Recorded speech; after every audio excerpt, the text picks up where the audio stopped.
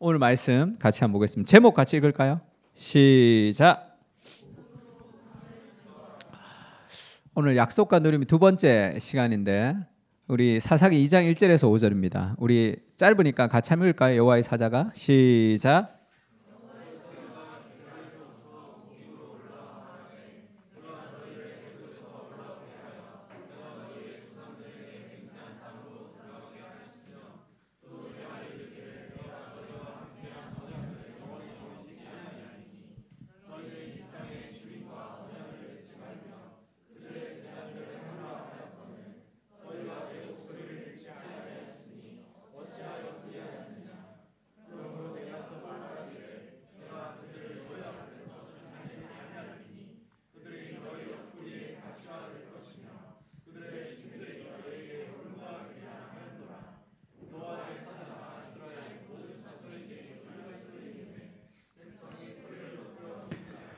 그러므로 그것을 이름하여 복임이라 하고 그들이 거기서 여호와께 제사를 드렸더라. 아멘. 우리가 성경 구절이 장절을 나누지도 않았는데 어떻게 그렇게 한 목소리로 마치 북한처럼 그렇게 이렇게 쫙 이렇게 하네. 좀 오늘 무서운데. 사사기 2장인데 우리가 그 지난주에도 사사기, 왜 우리가 지금 사사기를 공부하느냐 하면 사사기의 핵심이 이거죠. 그때 이스라엘의 왕이 없으므로 사람이 각기 자기의 소견에 오른 대로 행하였더라. 이것이 사사 시대의 정신이고 오늘날도 똑같죠. 오늘날에 하나님을 순종하기보다 각자 자기의 소견대로 신앙생활하는 그런 시대가 됐습니다. 그러니까 어떻게 돼요? 하나님을 떠나서 자기의 소견대로 행하는 삶의 결말은 결국 계속 좋아지지 않는다는 거죠. 계속 좋아지지 않아요. 그러면서 하나님이 그들을 죄를 짓고 그러면 압제를 당하죠. 죄의 결과.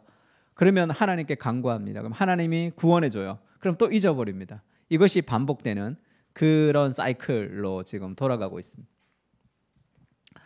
왜 그렇게 이스라엘이 하나님이 주신 약속을 누리지 못했는가 하면 사사기는 그토록 기다렸던 가나안 땅에 들어간 거죠.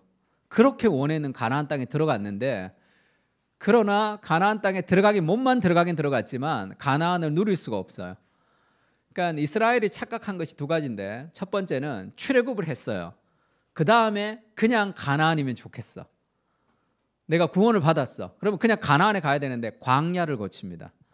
광야를 통해서 가나안에 살만한 사람으로 하나님이 우리를 성장시키시죠. 죄로 건지긴 건졌단 말이에요. 그냥 그대로 가나안에 가는 것이 아니라 광야에서 하나님이 율법을 주시죠. 말씀을 지키는 사람이 떡으로 살지 않고 하나님 말씀으로 사는 레슨을 광야에서 가르쳐 주시죠. 그걸 배우고 가나안에 들어갔어. 근데도 그것을 약속만 있고 누리지는 못하는 거죠. 누리는 것은 하나님의 약속을 신뢰하는 믿음의 싸움이 필요합니다. 순종이 필요한 거예요. 그래서 이스라엘의 영적 전쟁이 있어야 되는 거죠. 이스라엘의 영적 전쟁은 무기의 전쟁이 아니란 말이에요. 순종의 전쟁이죠. 거룩과 순결의 전쟁인데 그것이 세상의 방식으로 생각하면 힘들단 말이에요. 그래서 사울과 다윗을 보면 사울이 뭐 했어요? 지나가다가 괜찮은 용병들이 보면 전쟁에 쓰려고 계속 불러들이죠. 사울의 생각 속에는 전쟁을 이기는 무력과 힘이 있으면 전쟁을 이긴다라는 잘못된 생각이 있었던 거죠. 하나님의 방식이 아닙니다. 하나님의 방식은 골리앗과 싸울 때 무기를 가지고 싸우는 게 아니에요. 사울의 갑옷을 입고 싸우는 게 아니라고. 그 거룩과 순결의 그 능력이죠. 근데 이스라엘은 보이는 세상 속에 철병거가 보이면 가지 못한다. 상식의 인생. 믿음을 따라 살아가는 것이 아니라 상식을 따라 살아가는 삶. 오늘날의 교회가 힘을 잃어버린 이유가 어디 있습니까? 세상과 교회가 생각이 비슷하단 말이에요. 그러니까 이 믿음을 따라 살아가야지 하나님의 역사를 경험할 수 있단 말이에요. 우리 아까 찬양했듯이 두렵지만 이 배 위에서 우리가 바다를 건넌 발을 내딛는 그런 믿음의 용기가 좀 필요하죠. 그러니까 철병거가 있어서 그리고 약속을 누리지 못해요. 하나님 약속이 있지만 가만히 있는데 그냥 누릴 수 있는 건 아닙니다. 하나님 약속을 정말 신뢰하면 우리가 그것을 순종할 수 있는 거죠. 그리고 오늘은 철병거도 있었지만 또 다른 이들의 삶 속에 어떤 복음의 오해가 좀 있었던 걸 좀 보여주고 있습니다. 우리가 읽었던 2절보다 조금 더 앞에 있는 사건인데, 요셉의 가문도 베델을 치러 올라갔습니다. 여호와께서 그와 함께 하시니라. 요셉 가문이 베델을 정탐하게 하였는데 그 성읍의 본 이름은 루스라. 정탐꾼들이 그 성읍에서 한 사람이 나오는 것을 보고 그에게 이르되 청하노니 이 성읍의 입구를 우리에게 보이라. 그리하면 우리가 내게 선대하리라 하매 그 사람이 성읍의 입구를 가리킨지라. 이에 그들이 칼날로 그 성읍을 쳤으되 오직 그 사람과 그의 가족을 놓아 보내매 그 사람이 헷사람의 땅에 가서 성읍을 건축하고 그것의 이름을 루스라 하였더니 오늘까지 그곳의 이름이 되니라. 뭐가 좀 생각나요? 지금 아무 생각이 없는 것 같은데 지금 읽었어? 읽을 때 무슨 생각했어? 뭐가 생각나요? 아무 생각이 없어 지금. 어제 결혼식을 생각하나 지금. 베델을 치러 올라갔는데 먼저 정탐을 해요. 그러니까 정탐을 하는데 한 사람이 나오는 걸 봤어. 이 성읍의 입구를 우리에게 보리야. 그리하면 우리가 너에게 선대하리라. 할 때 선대는 헤세드, 하나님의 사랑을 뜻할 때 나오는 말입니다. 그러면서 그 사람이 가르쳐 줬어. 그래서 정복을 하고 그 사람을 살려줬단 말이에요. 삐리리 뭐가 생각나요? 라합이 생각나지.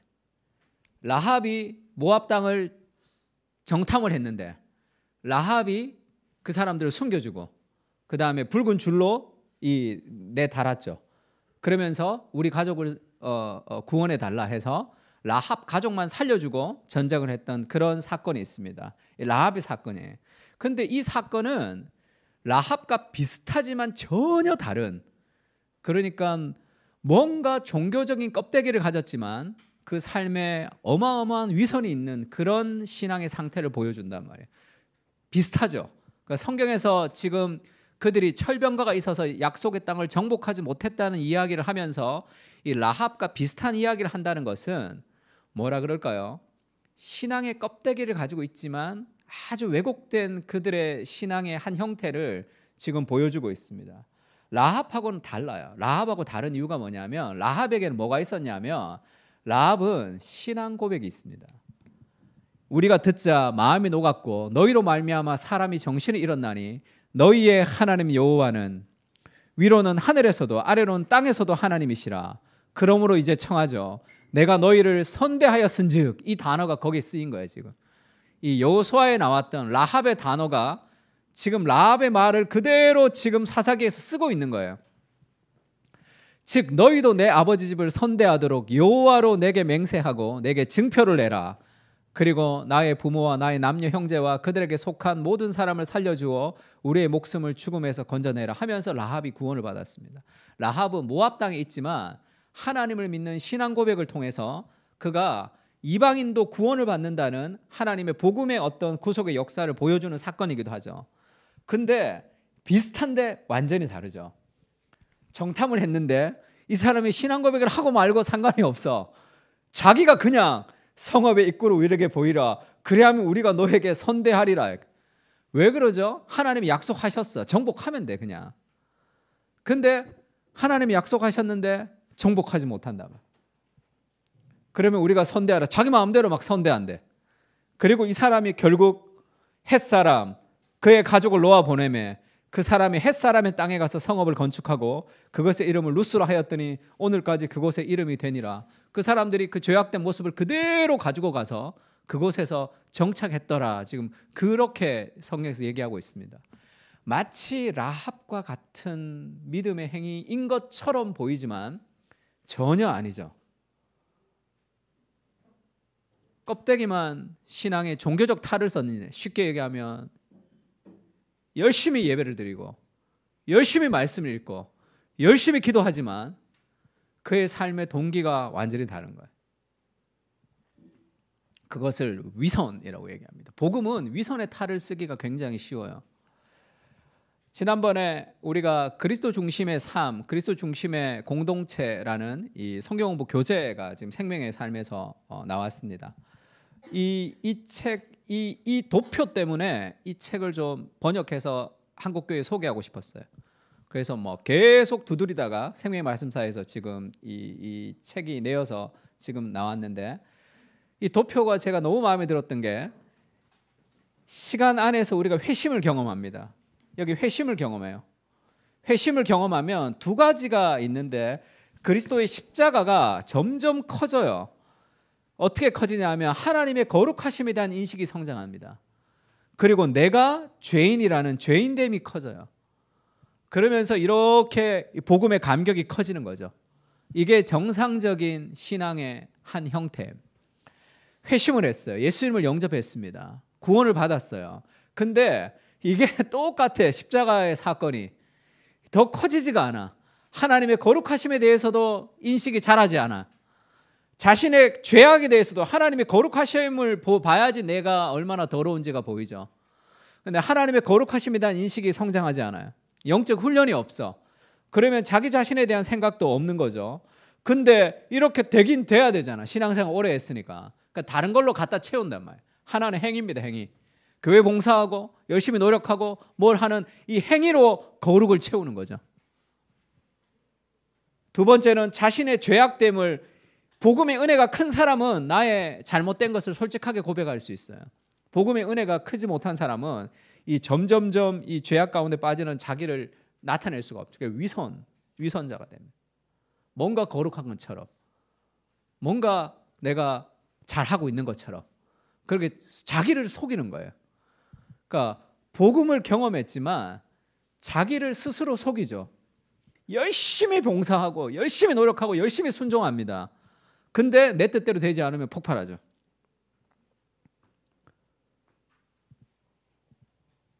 위선. 어느 목사님이 과로사로 이렇게 돌아가신 분이 있는데 그분이 늘 그렇게 얘기했대요. 보여줄 거야. 이렇게 얘기했다는 거야. 보여주고 말 거야. 뭐 이렇게. 그것이 우리를 삶을 이끌어가는 삶의 코드가 되는 거죠. 삶에. 그러니까 행위와 위선, 복음은 자칫 잘못하면 행위와 위선으로 될 가능성이 많습니다. 왜냐하면 하나님이 나를 사용하신다고 내가 거룩한 존재가 되는 건 아니에요. 삼손이 나귀 턱뼈를 가지고 1000명을 쳐 죽이죠. 나귀 턱뼈로 칠 수도 있고 뭐 짱돌로 1000명을 칠 수도 있어. 하나님의 손에 사용될 뿐이에요. 그 나귀 턱뼈가 너무 거룩해서, 너무 고귀해서 그거를 가지고 뭐 아름답다고 얘기하지 않잖아. 하나님에게 사용될 뿐입니다. 그러니까 나를 통해서 거룩한 역사가 일어난다고 내가 거룩한 존재가 되는 것은 또 아니라는 거죠. 이 복음과 위선의 관계들이 많죠. 왜 이런 일들이 일어나느냐 하면 뭔가 종교적인 것 같은데 종교적이지 않는, 뭔가 신앙적인 것 같은데 신앙적이지 않는. 존 오웬이라는 사람이 쓴 작품 혹시 기억나는 거예요? 존 오웬. 전혀 모르나? 이러면 설교가 안 되는데 너무 모르면 존 오웬 나 처음 들어봤는데 이러면 이게 설교가 잘 안 되는데, 존 오웬이라는 유명한 신학자가 있어요. 이 사람이 쓴 작품 중에 사람들이 대부분 좋아하는 책이 죄죽임의 교리라는 책이 있어요. 존 오웬의 죄죽임의 교리라는 청교도 학자입니다.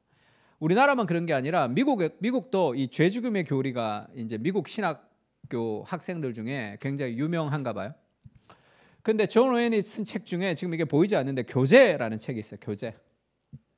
Communion with God, 하나님과의 교제라는 책입니다.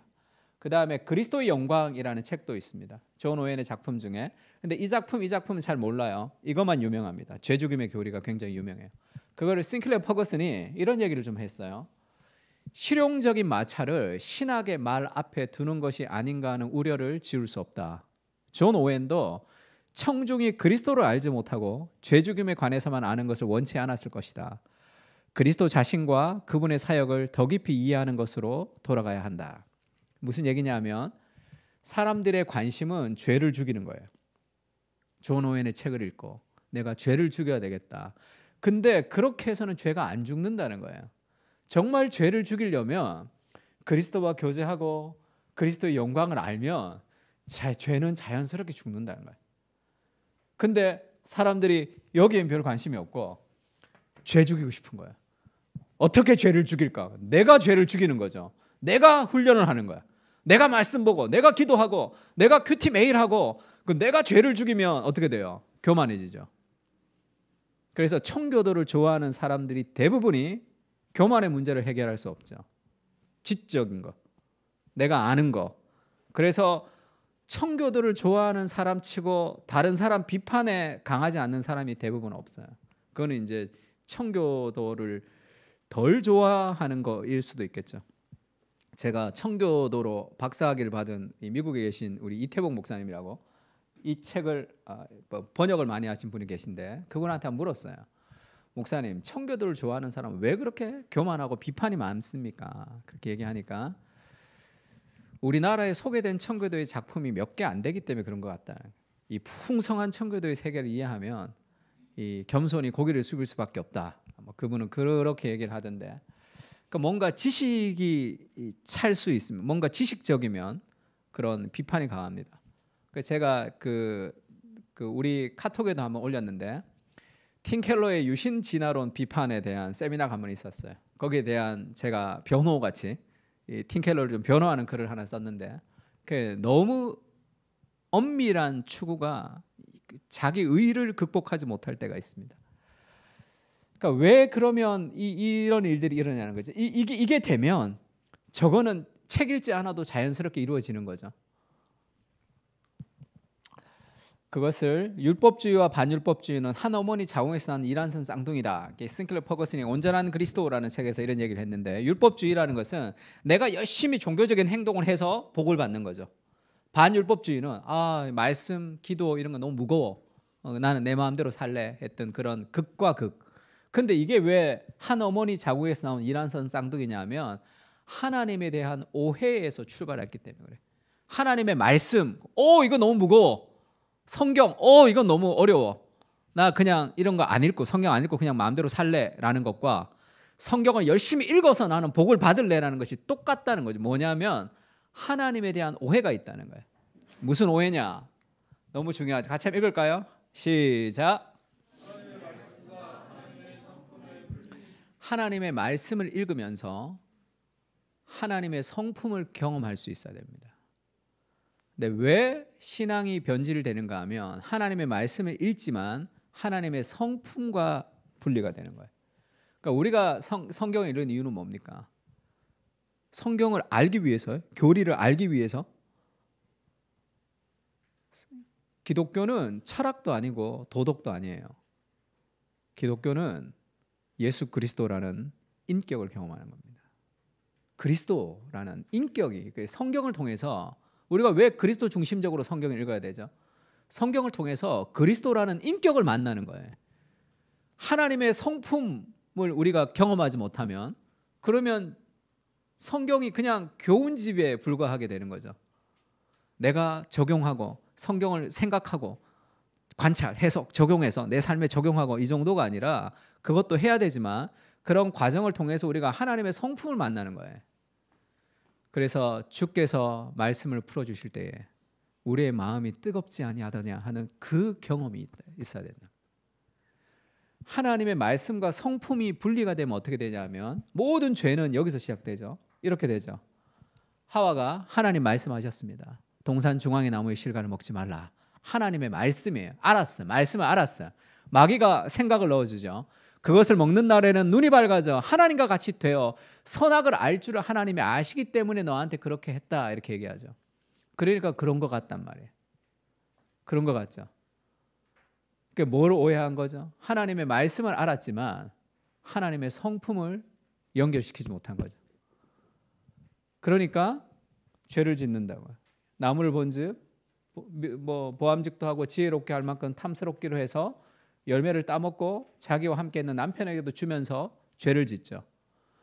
하나님이 나한테 말씀을 하셨는데 그게 내 마음에 들지 않아요. 그게 내가 생각해도 잘 맞지 않아. 근데 하나님의 성품을 아는 사람은 그 말씀에 순종하겠죠. 하나님의 말씀과 하나님의 성품이 연결돼야 됩니다. 하나님이 나를 사랑하시는 그 사랑을 연결해야 돼요. 구약시대 사람보다 우리가 훨씬 더 풍성한 이유는 뭡니까? 그리스도의 십자가를 연결하면 되기 때문에 그렇죠. 하나님의 말씀을 묵상하면서 무언가 내가 이해되지 않는 상황이 있을 때 그리스도 십자가를 연결하면 나를 목숨보다 더 사랑하시는 분이 나에게 말씀을 하시는 거죠. 그것은 내 인생에 가장 좋은 겁니다. 하나님이 내게 허락하신 모든 것은 다 선한 것이라 신뢰할 수 있는 거죠. 아브라함에게 하나님이 그렇게 얘기했습니다. 내 아들 사랑하는 독자 이삭을 데리고 모리아 땅에 가서 그를 번제로 드리라 이렇게 얘기했어. 말이 안 되잖아. 인신 제사를 드리라는 거예요. 뭐지 이거?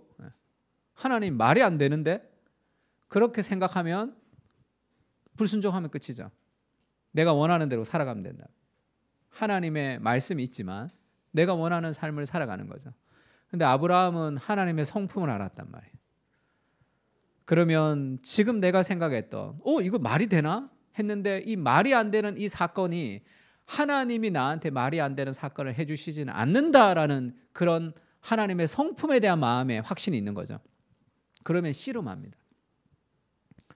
그러면서 왜 그렇지? 나를 사랑하시는 하나님이 이 이삭을 통해서 만 백성에게 구원을 주신다고 약속하셨던 하나님께서 저렇게 얘기하셨다면 이것은 더 깊은 뜻이 있을 것이라는 생각이 들어가는 거죠. 하나님의 성품과 하나님의 말씀을 연결시킬 때 오는 그런 믿음의 극복이죠. 그래서 히브리서에는 이렇게 얘기합니다. 같이 읽을까요? 17절 19절 시작.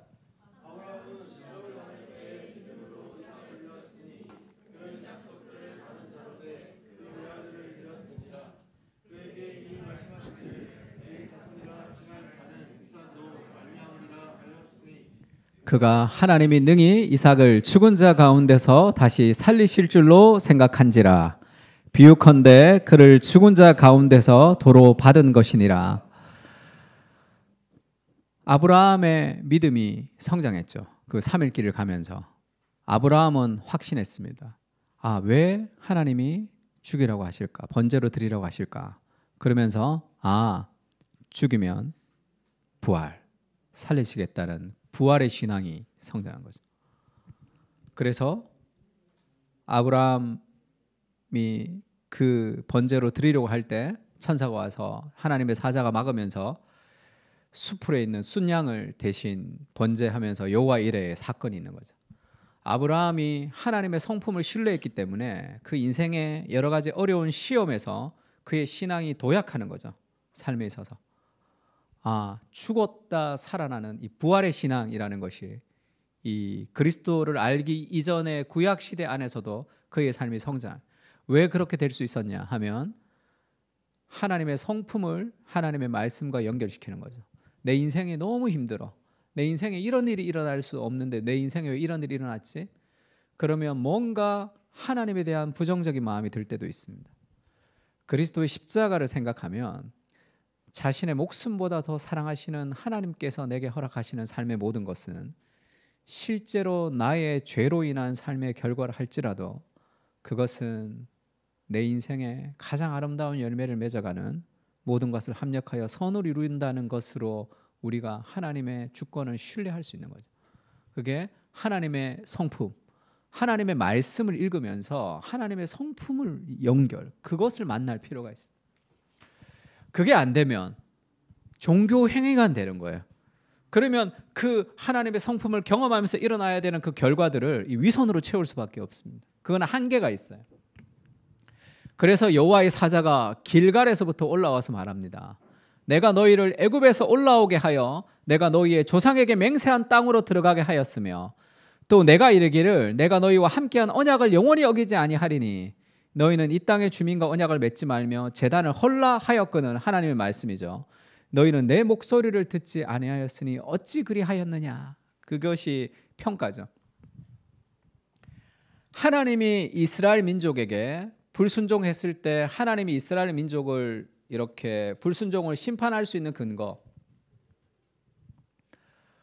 그거는 있을 수 없는 일을 했기 때문에 그래요.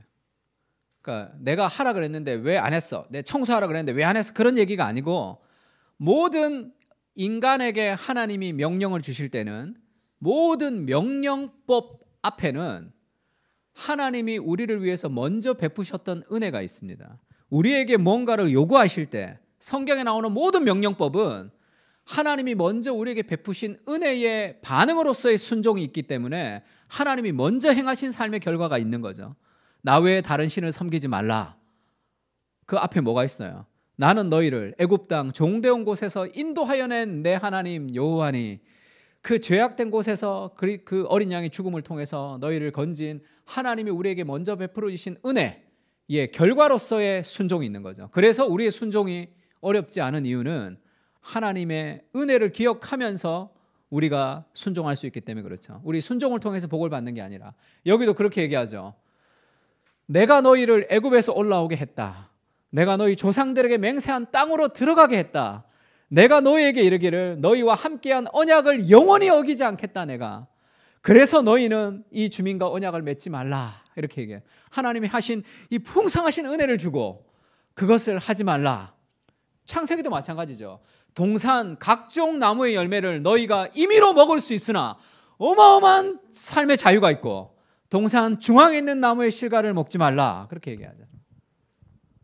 그것을 거부하는, 하나님이 먼저 행하신 그 은혜의 풍성함을 잊어버릴 때 삶은 다른 죄를 섬기게 되는 거죠. 근데 이 풍성함을 잊어버리고 이 하나님의 성품을 잊어버리고 이것이 나에게 더 좋을 것이라고 생각하는 거죠. 그래서 하나님의 목소리를 듣지 않았습니다. 하나님의 목소리를 듣지 않은 것이 왜 그렇게 잘못된 일이냐면, 하나님의 목소리를 듣지 않으면 우리는 다른 목소리를 듣게 돼 있기 때문에 그렇죠. 하나님이 왜 그렇게 애가 탑니까? 왜 내 말을 지키라고 얘기하죠? 하나님이 그렇게 애타게 우리를 부르는 이유는 하나님의 목소리를 듣지 않으면 우리는 다른 목소리, 거짓된 목소리를 듣고 순종하고 있기 때문에 그런 거죠. 그러므로 내가 또 말하기를 내가 그들을 너희 앞에 쫓아내지 아니하리니 그들이 너희 옆구리에 가시가 될 것이며 그들의 신들이 너희에게 올무가 되리라. 왜 하나님의 말씀에 순종하지 않고 우리가 불순종하냐? 철병거가 있기 때문이 아니에요. 철병거는 핑계고 결국은 그들은 무엇을 섬기고 있는 거예요? 그들은 하나님이 아니라 힘과 능력과 권력과 돈과 그것이 자기의 안정을 지켜줄 것이라고 생각하죠. 그래서 왕을 구하죠. 하나님이 아닌 우리를 지켜줄 왕. 그것이 그들의 신이 된 거예요. 근데 왜 이것을 하나님이 안타까워하죠? 하나님을 듣지 않고 다른 것들을 신으로 삼으면 옆구리에 가시가 되고 결국 올무가 되기 때문에 그렇습니다. 그것은 결국 우리를 무너뜨릴 거기 때문에 그렇죠. 하나님이 아닌 다른 기초는 결국 우리를 무너뜨리기 때문에 그렇죠. 하나님의 이 애타는 마음, 이것이 이 선지자의 고소입니다.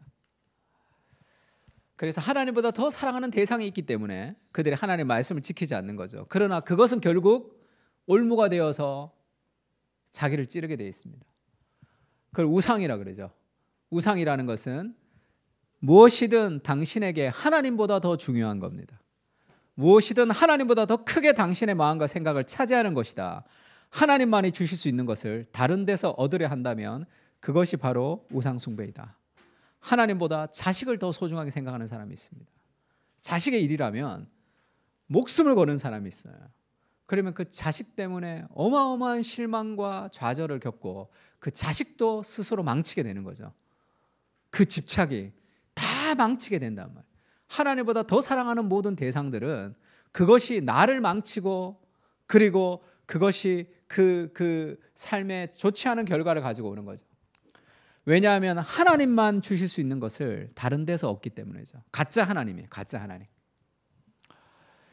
이 우상은 우리에게 세 가지 역할을 하는데, 종교, 이 신의 역할을 하는 거예요. 그냥 나는 부자가 되고 싶다가 아니라 돈, 신, 맘몬이라 그래요. 너희가 돈과 하나님을 겸하여 섬길 수 없다 할 때 그 돈은 맘몬, 신입니다. 그게 우리의 하나님이 된 거예요. 그러면 결국 그것을 쫓아 살아가는 삶이 하나님이 정작 우리에게 주고 싶었던 풍성한 삶을 다 놓치게 된단 말이에요. 그래서 우리가 사랑하는 대상이 우리의 우상이죠. 하나님보다 더 사랑하는 대상이 있기 때문에 결국 우리의 가시를 찌르고 우리의 인생을 올무로 걸어서 결국은 거기에서 넘어지게 돼 있어요. 돈을 추구하는 사람은 돈으로 넘어집니다. 권력을 추구하는 사람은 권력에 자기의 인생이 넘어지게 돼 있어요. 하나님보다 더 높은 자리에 올렸기 때문이죠. 그래서 하나님이 하나님이 아닌 다른 신을 섬기는 거, 하나님께 거부하는 철병거가 있어서 하나님의 약속을 지키지 않는 것을 간음했다 이렇게 얘기해요. 영적으로 간음했다 이렇게 표현하죠. 왜냐하면 하나님이 나의 남편이시기 때문인 거예요. 하나님이 남편인데 간음했어요. 다른 남자, 다른 여자를 두고 살아가는 것이다 이렇게 표현했습니다. 이게 굉장히 적절한 표현인데, 왜냐하면 내가 사랑받고 있다는 느낌을 느끼고 싶죠. 모든 사람들은. 지금 내가 사랑받고 있다는 느낌을 느끼는 게 뭔지를 생각하면 그것이 하나님이에요. 나는 거기서 내가 사랑받고 있다는 것을 느끼는 거죠. 그것을 추구할 때. 그래서 그것을 영적으로 간음했다 이렇게 얘기합니다. 그래서 내가 사랑받고 있다는 느낌을 주는 우상들은 대부분 평소에 내가 주로 하는 공상, 평소에 내 떠오르는 내 생각들이 그것이 내 삶의 우상인 경우가 많습니다. 즐기는 상상, 그리고 내가 간절히 원하는 꿈, 내 인생의 간절한 비전이 우리의 삶의 우상인 경우도 많아요. 그것이 우리를 무너뜨릴 수도 있습니다. 남편과 아내, 배우자를 하나님보다 더 사랑하게 되면 결혼 생활이 힘들어지죠. 왜냐하면 배우자에게 하나님만이 우리에게 줄 수 있는 것을 배우자에게 없거든요. 그러면 그거는 줄 수 없잖아. 그러면 끝없이 갈구하게 되고 또 끝없이 질리게 되는 거죠. 숨 막히게 된단 말이에요. 서로가. 하나님만이 줄 수 있는 것을 다른 것에서 찾기 때문에 그렇죠. 제가 부산에 갔더니 목사님들이 물어요. 목사님 언제 그렇게 책을 읽냐? 책 리뷰를 제가 이번 주에 이제 올렸으니까 데이비드 폴리슨 책이 새로 나와가지고 언제 책 읽고 언제 강연하고 언제 설교 준비하고 그걸 언제 다 합니까? 막 묻더라고요. 어제도 제가 결혼식하고 원래는 2시에 강의였어요. 2시 강의. 그래서 제가 부산에는 결혼식이 있어서 가는데 2시는 안 된다고 했더니 시간을 옮겨버렸어. 굉장히 열심히 했죠. 목사님 결혼식 언제 마치는지 얘기하라고요. 1시에 시작한다 그러니까 그럼 4시로 마치겠대. 4시로 맞춰서 차를 보냈어요. 가서 4시에 한 타임하고 저녁 먹고 7시에 한 타임하고 그 다음에 밤 10시 21분 차 타고 왔단 말이에요. 뭐 새벽 2, 3시에 자는 거죠. 그래도 그 일들을 언제 다 합니까? 뭐 시간을 열심히 아껴 쓰고도 있지만 제가 한마디 해줬어요. 목사님 저는 집안일 하나도 안 합니다. 이렇게 얘기했어요. 굉장히 당황하더라고. 저는 집안일 하나도 안 해요. 호치민 갈 때는 우리 아내가 밤새서 짐을 쌉니다. 저는 그냥 자요. 아침 일어나서 우리 아내 싸준 거 가지고 나오면 돼요. 어제도 새벽에 와서 저는 씻고 그냥 자요. 우리 아내가 뭘 막 다 준비해. 그럼 아침에 눈을 뜨면 다 차려져 있어요. 그걸 먹고 챙겨주는 대로 먹고 세수하고 가만히 있으면 다 발라줍니다. 옷 다 다려줘요. 그냥 입고 나오면 돼요. 우리 아내는 몸도 약한데 얼마나 힘들어요. 얼마나 힘들어. 그러니까 하는 거죠. 우리 아내도 얼마나 힘들까. 내가 집안일을 하나도 안 하니까 얼마나 힘들겠어요. 우리 아내 그런 얘기를 해요. 잠언의 말씀 중에 그런 말씀이 있습니다. 소를 키우지 않으면 구유는 깨끗하거니와 소를 통해서 얻는 것이 많으니라. 그 구절을 늘 묵상한대요. 이것도 안 하고 저것도 안 해서 짜증나지만 소 안 키우면 구유는 깨끗하겠죠. 소 키우면 구유가 더러워진단 말이야. 그러나 소로 인해서 얻는 것이 많구나. 그렇게 생각하는 거죠. 그렇게 결혼 생활이 돌아가는 이유는 우리 아내는 나에게서 모든 것을 찾지 않는 거죠. 그의 첫 번째 신랑은 예수 그리스도입니다. 하나님의 은혜가 그를 채울 때 많은 것들을 기대하지 않는 거예요. 그리고 그 기대한 것이 잘못되더라도 많은 실망과 좌절을 하지 않는단 말이에요. 목사님 그럼 평소에 다른 걸로 더 잘해주겠지. 그게 세상의 방식이죠. 감정은행의 계좌에 이체를 해야 된다는 거죠. 평소에 잘해놓으면 내가 감정은행의 계좌가 안 될 때 그거는 give and take를 얘기합니다. 하나님만이 채울 수 있는 것을 배우자를 향해서 찾으려고 하면 그것은 우상이 되게 돼 있어요. 그렇게 되지 않습니다. 그렇게 되지 않아요. 그러면 무언가 갈등하는 배우자와의 결혼 생활은 어떻게 됩니까? 그럼 다 무너져야 되는 거예요. 하나님이 우리 삶의 모든 삶의 외로움의 종말이 그리스도 안에 있는 거죠. 그때 다른 것들을 붙들고 갈 수 있는 힘이 생긴단 말이에요. 그 순서가 바뀌면 하나님이 주시는 풍성함을 누릴 수 없습니다. 그럼 늘 불평과 불만 가운데 살아야 되는 거예요.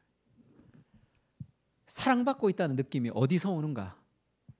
두 번째는 성취와 번영을 통해 통제하는 느낌이 어디서 오는가? 이것은 자신에게 통제권이 있다고 생각하기 때문이죠. 이건 믿음. 내가 통제권을 잃어버리면 두려워하는 영역. 그래서 내가 뭘 두려워하는가가 우상이에요.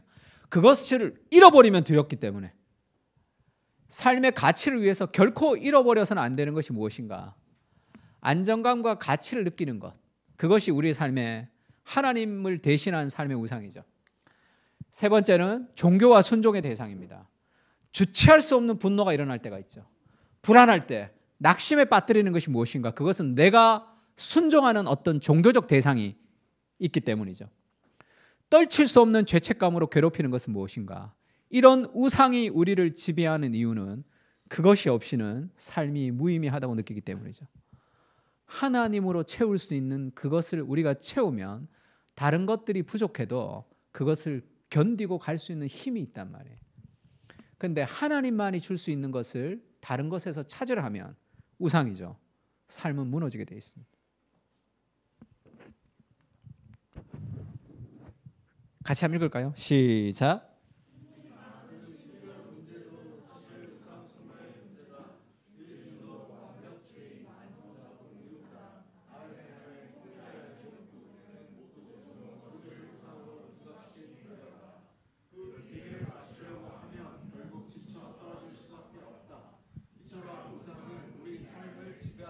우리가 상담받는 모든 것, 심리적인 문제, 그것은 대부분 우상의 문제입니다. 회개를 통해서 우상이 회복되면 삶이 다 회복이 되는 거예요. 우리가 말하는 대부분의 심리적인 문제도 사실 우상 숭배의 문제죠. 하나님보다 더 사랑하는 삶의 대상이 있기 때문에 그렇습니다. 일 중독도 마찬가지죠. 완벽주의도 마찬가지입니다. 만성적 우유부단, 남의 삶을 통제하려는 욕구, 이게 다 우상으로 둔갑시킨 결과죠. 그 비율을 맞추려 하면 결국 지쳐 떨어질 수밖에 없다. 이처럼 우상은 우리의 삶을 지배한다. 자기 삶에 약한 그런 삶의 우상이 있죠. 저는 누군가가 권위 있는 누군가가 막 압박을 할 때 그것을 좀 견디면서 끌고 가는 힘이 좀 부족하다라는 것을 좀 느꼈습니다. 그거를 좀 압박이 있어도 좀 내가 좀 이렇게 해야 될 것을 하면서, 왜냐하면 갈등이 있는 상황을 내가 좀 갈등을 이렇게 좀 붙들고 있을 수도 있죠. 근데 누군가가 그런 압박이 있을 때 거기에 좀 맞춰주는 경향이 있다는 걸 알았어요. 그 무언가 이렇게 그 압박에서 좀 갈등을 일으키고 싶지 않은 그런 마음이 있다는 것을 안 거죠. 그러면 그것은 결국 그 정도야 큰 일이 아니죠. 정말 중요한 일을 그르칠 수가 있습니다. 그럴 수도 있겠죠. 왜냐하면 그것이 진리가 아니잖아요. 그러니까 심리적인 문제도 대부분 우상의 문제예요. 그럼 이것이 어떻게 우리가 극복할 수 있느냐? 회개를 통해서 극복됩니다. 내가 우리 배우자를 하나님보다 더 사랑했습니다라는 회개를 통해서 회복돼요. 내가 우리 자식을 하나님보다 더 사랑했습니다라는 회개를 통해서 그것이 사랑의 순서가 바뀌면서 삶의 질서가 잡히죠. 그래서 이 선지자가 외치죠. 그들의 신들이 너희 올무가 되리라. 여호와의 사자가 이스라엘 모든 자손에게 이 말씀에 이르매 백성이 소리 높여 운지라. 그래서 그곳의 이름을 복임, 울었다 이렇게 만들었어요. 백성이 소리 높여 울었는데 이것은 회개가 아니에요.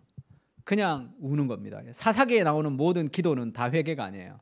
진정한 회개가 아닙니다. 가짜 회개 비슷한 거예요. 근데 하나님이 그거를 들으시죠. 하나님 그걸 들으시는 분입니다. 백성이 소리를 높여 울었어요. 진정한 회개가 아니었기 때문에 계속 뺑뺑 돌죠. 뺑뺑 돌고 계속 또 죄짓고 또 죄짓고 또 죄짓고 이것이 점점 걸어갑니다. 왜냐하면 진정한 회개에는 하나님의 성품이 연결될 때 진정한 회개가 이루어질 수 있거든요. 지금 저들이 소리 높여 우는 목적은 뭐죠? 내가 힘들기 때문이에요. 나의 힘든 것을 거두어가 달라는 거죠. 왜 하나님 앞에 부르짖죠? 내가 힘들기 때문에. 내가 심판의 결과가 힘들기 때문에 우는 겁니다. 그것은 진정한 회개가 될 수 없어요. 내가 인한 죄의 결과가 힘들기 때문에, 또 나의 죄의 결과로 인해서 내 주위의 사람들이 상처를 받는 것이 힘들기 때문에 슬퍼하는 것은 진정한 회개가 아니에요. 그건 다 나 중심이죠, 여전히. 그것만 없으면, 쉽게 얘기하면 들키지만 않았으면 회개 안 했을 거예요.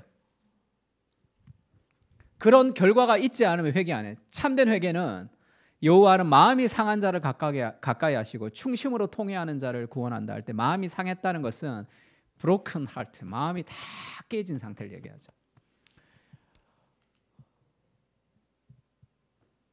율법적 회개라는 것이 내 죄의 결과에 대한 회개라면, 복음적 회개는 뭐죠?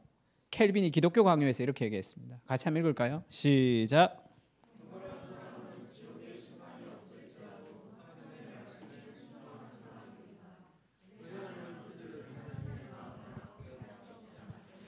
이게 뭐죠? 하나님의 성품과 연결된 거죠. 그들은 죄를 싫어합니다. 죄를 지었던 나를 싫어하죠.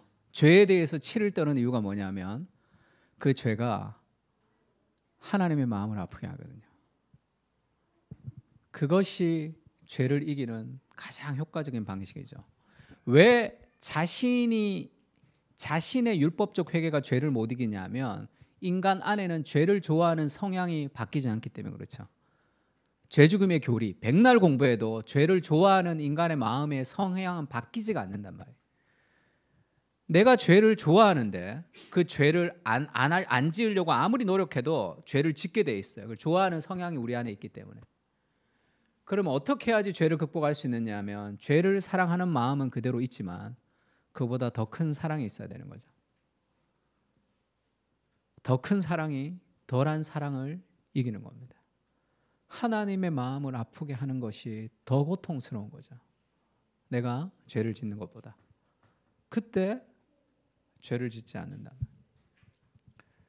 40년 골초인 사람이 담배를 끊는 것도 봤습니다. 자기 와이프가 폐암에 걸리니까 담배 끊더라고요. 자기 와이프가 폐암에 왜 걸렸어? 자기 때문에 걸렸을 거 아니야.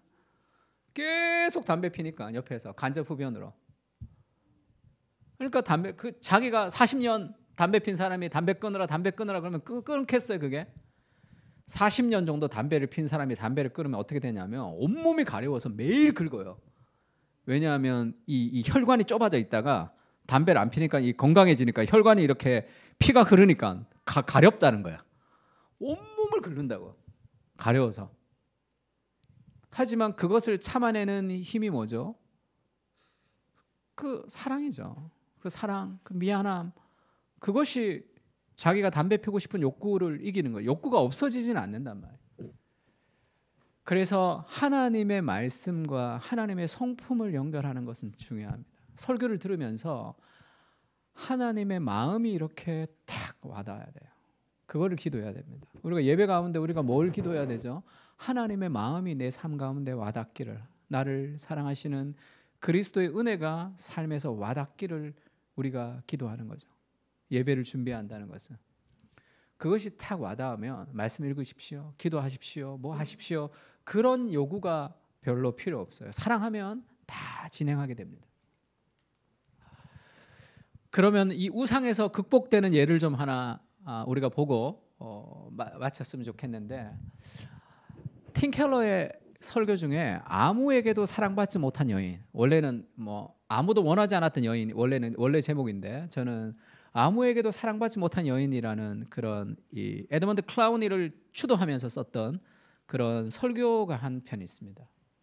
자기에게 그리스도 중심적 설교를 가르쳐 주셨던 교수님이 돌아가시고 그 교수님을 추모하면서 이제 설교를, 그리스도 중심 설교를 한 편 올린 그 설교 중에 나오는 내용인데, 라반에게는 두 딸이 있었는데 언니의 이름을 레아고 아우의 이름은 라헬이었습니다. 레아는 시력이 약하고 라헬은 곱고 아리따우니 병행법 비슷한 거죠. 레알은 시력이 약하고 라헬은 곱고 아름답다 하니까 레아는 눈이 나빴고 라헬은 이뻤다. 말이 안 되죠. 레아는 눈이 나빴으면 라헬은 눈이 좋았더라 이래야 되잖아요.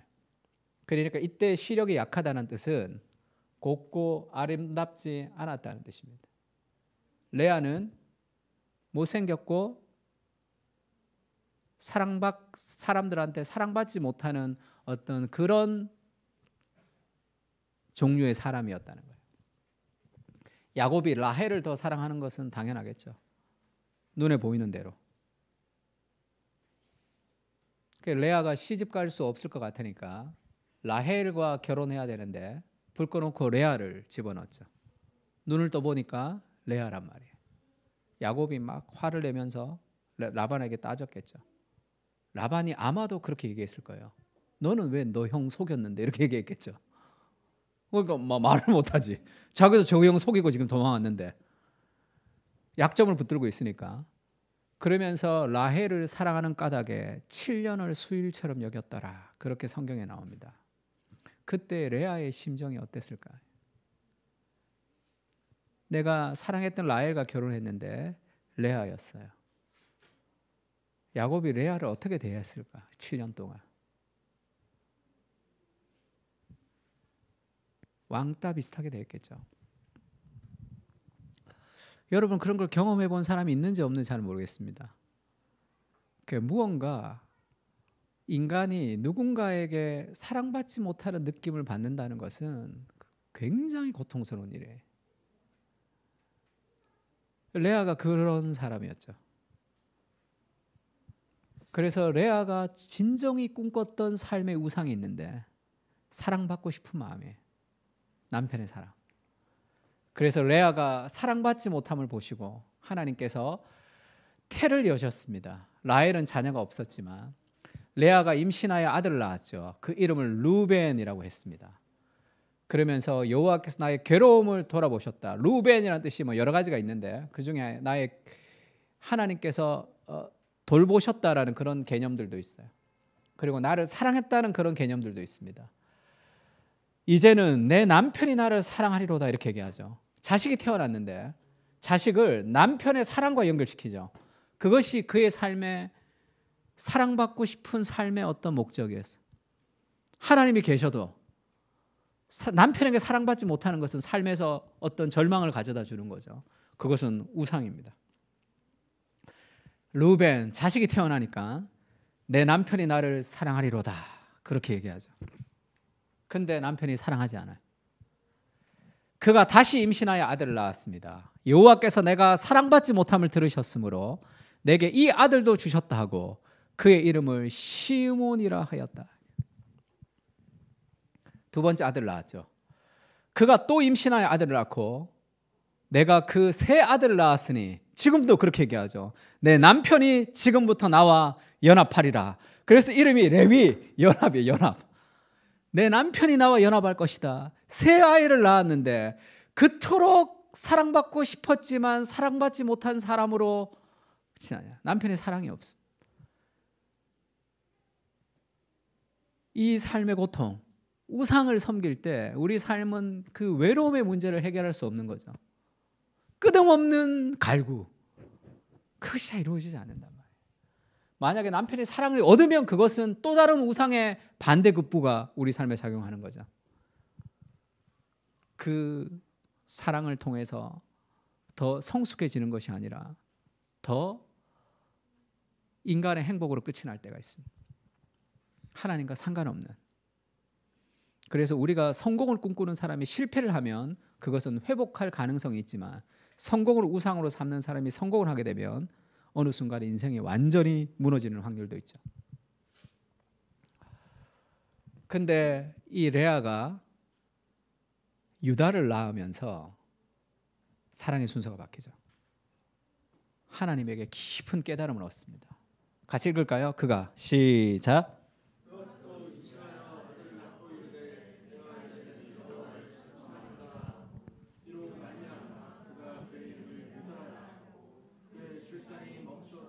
그가 또 임신하여 아들을 낳고 이르되 내가 이제는 여호와를 찬송하리로다 이렇게 얘기하죠. 남편의 사랑이 없어도 이제는 여호와를 찬송하리로다. 사랑의 순서가 바뀐 거예요. 그러면 야곱의 사랑이 없어도 레아는 불행한 삶을 살아가지 않을 수 있습니다.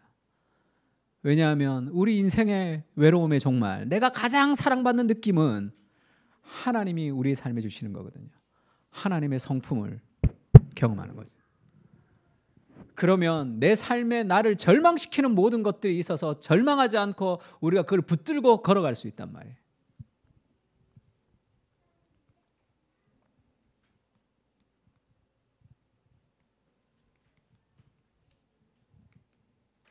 팀 켈러가 내가 만든 신에서는 이런 얘기를 해요. 그분은 예수님이죠. 아무도 원치 않은 사람, 연약하고 사랑받지 못한 이들을 사랑하신다. 그분과 우리는 왕과 백성의 관계만이 아니다. 목자와 양의 관계만도 아니다. 그분은 남편이시고 우리는 그분의 신부다. 그분은 우리를 기뻐하여 어쩔 줄 모르신다. 너무 멋있는 얘기 아니에요? 우리는 늘 사랑받고 싶은 욕구, 인정받고 싶은 삶의 욕구를 무엇에서 찾습니다. 내가 더 실력을 갖춰야 되고, 내가 더 뭔가가 있어야 되고, 그러기 위해서 끝없이 노력하지만 그것은 우리의 완전한 만족을 채울 수 없는 거죠. 내가 형편없는 내 모습 그대로 완전한 인정과 완전한 사랑을 주시는 그 완전한 사랑이 우리에게 있는 거죠. 아무에게도 사랑받지 못한 사람까지도 말이다. 여기에 우상 숭배를 이기는 놀라운 힘이 있다. 그것을 얻을 때 있는 것이 아니라 궁극적인 나의 안정감과 나의 만족이 그리스도 안에 있다는 것을 깨달을 때 그것은 더 이상의 우리의 삶에 진정한 만족이 줄 수 없는 거죠. 로맨틱한 상대를 만나지 못했다고 힘들어하는 사람들은 주님의 음성을 들어야 한다. 제가 어제 부산에서 강의했던 거기가 그 수영노교의 블레싱이라는 공동체인데 청년인데 미혼 청년인데 나이가 제일 많은 청년이에요. 그러니까 40, 50대까지도 있습니다. 그러면 그 팀들을 어떻게 운영을 해야 됩니까? 제가 그런 말씀을 드렸어요. 그런 형제 자매들이 관심이 있는 것은 결혼이에요, 결혼. 그런데 목회자가 결혼이라는 코드로 그들을 이끌어가면 그건 신앙을 망치는 일입니다. 결혼이 외로움의 종말이 아니란 말이에요. 건강한 독신으로 살아갈 수 있는 건강한 공동체를 추구해야지 결혼이 오면 하면 되는 거잖아요. 결혼을 하지 못해서 결혼 자체에 대해서 기대감과 소망이 있는 그것은 또 다른 우상이 될 수 있는 거죠. 그러면 결혼하지 못한 내 자신에 대한 어떤 정죄감, 결혼한 사람을 향한 비판, 결혼해봤자 별로 좋지 않더라, 그런 예들만 이제 보는 거죠. 로맨틱한 상대를 만나지 못했다고 힘들어하는 사람은 주님의 음성을 들어야 한다. 내가 참 신랑이다. 너의 마음에 모든 갈망을 이루어줄 품은 하나뿐이다. 내게로 오기만 하면 마지막 날에 그 품이 너를 기다리고 있을 것이다. 그러나 내가 너를 사랑함을 알라. 나아가 배우자가 없는 사람만 아니라 있는 사람도 하나님이 우리의 참된 신랑임을 알 때 결혼 생활이 자신의 신적인 기대의 중압감에 짓눌리지 않게 된다. 하나님만이 줄 수 있는 것을 배우자에게 기대하면 실망할 것이 뻔하다. 배우자를 덜 사랑하라는 게 아니라 하나님을 더 알고 사랑해야 된다. 자식을 덜 사랑해야 되는 것이 아니라 하나님을 더 알고 사랑할 때 삶의 모든 것은 얼라이먼트가 되는 거예요. 모든 것은 삶에서 질서가 잡히게 되어 있습니다. 그러면 더 풍성한 삶의 모습을 우리가 가질 수 있는 거죠. 왕따를 당한 경험이 있는 사람들은 그게 어마어마하게 힘든 일이에요. 그래서 거식증에 걸리기도 하고 대식증에 걸리기도 합니다. 그들의 유일한 해결이라는 것은 그리스도예요. 아무도 사랑해주지 못하는 나를 끝없이 사랑해준다는 완전한 그리스도의 사랑의 안정감이 우리의 그것들을 딛고 일어설 수 있는 거죠. 그리스도의 십자가가 외로움의 종말. 그리스도께서 우리의 모든 죄를 다 가지고 가실 때, 쉽게 얘기하면 아무도 사랑해 주지 못하는 내 삶의 그런 외로움보다 더 큰 외로움을 예수님이 겪으셨죠. 예수님은 사랑했던 사람들에게 배신을 당하기도 했습니다. 그리고 온갖 저주와 조롱과 다른 사람들에게 왕따 이상의 수많은 침뱉음과 조롱을 예수님이 다 받으셨죠. 그러면서 우리에게 그렇게 얘기하시는 거죠. 네가 당하는 인생에서의 외로움과 수많은 고통은 더 이상의 너를 무너뜨리지 못하죠. 왜냐하면 그리스도께서 그것을 다 가져가셨기 때문에 그렇습니다. 아무도 사랑해 주지 않는 느낌이 들 때도 그것은 우리를 넘어뜨리, 그 독이 다 빠진 거예요. 그리스도의 십자가가 그것을 다 가져갔기 때문에. 또 한 가지, 그리스도의 의로움이 우리를 살리는 거죠. 그리스도께서 죽음에서 부활했던 그리스도의 그 능력으로 너를 끝까지 사랑해주는 영원한 사랑이 너에게 있다, 이렇게 얘기하는 거죠. 그 포기되지 않는 하나님의 사랑이 있다. 그것을 가득 채울 때 우리는 다른 것들에 있어서 넘어지지 않고 살아갈 수 있는 힘들이 거기서 생기는 거죠. 우리 아내가 한 번씩 그런 얘기할 때가 있어요. 우리 교회에서 형제들이 이렇게 자매들 이렇게 해주는 거 보면 참 잘해주는, 당신이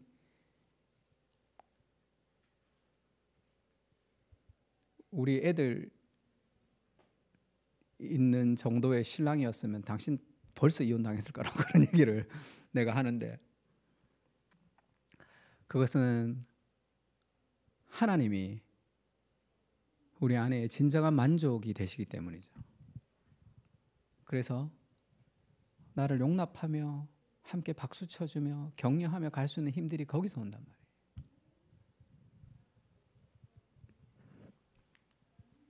같이 읽을까요? 시작.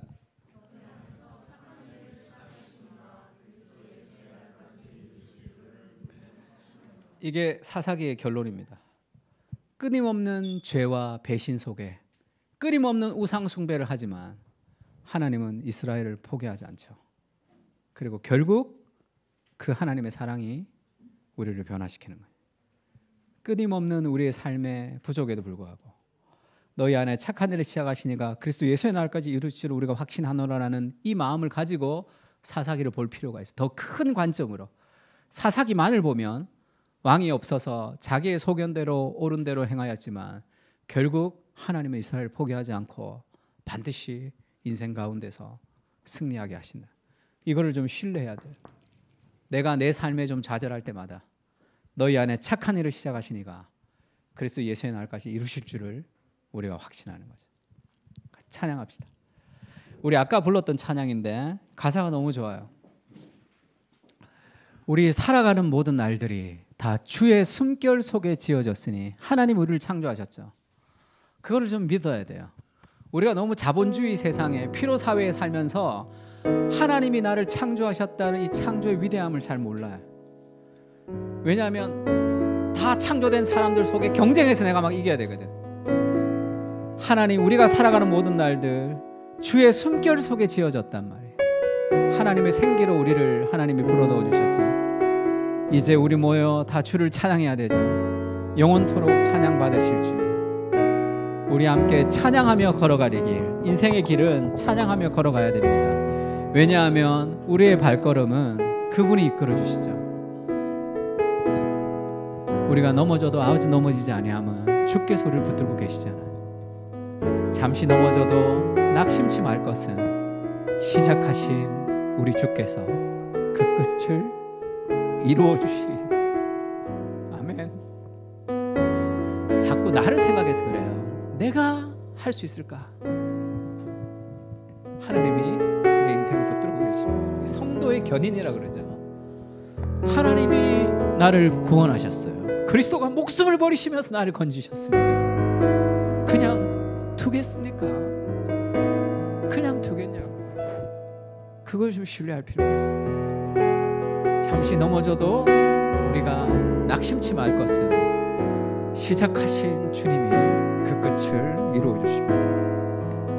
찬양합시다. 이제는 우리 주 예수 그리스도의 은혜와 하나님 아버지의 무한하신 사랑과 성령님의 교통하시는 은사가 그리스도를 유일한 사랑으로 고백하며 가득 찬 사랑의 확신을 가지고 살기를 다짐하고 돌아가는 사랑하는 그 사랑교회 교인들 머리 위에 이제로부터 영원까지 함께 계실지어다. 아멘.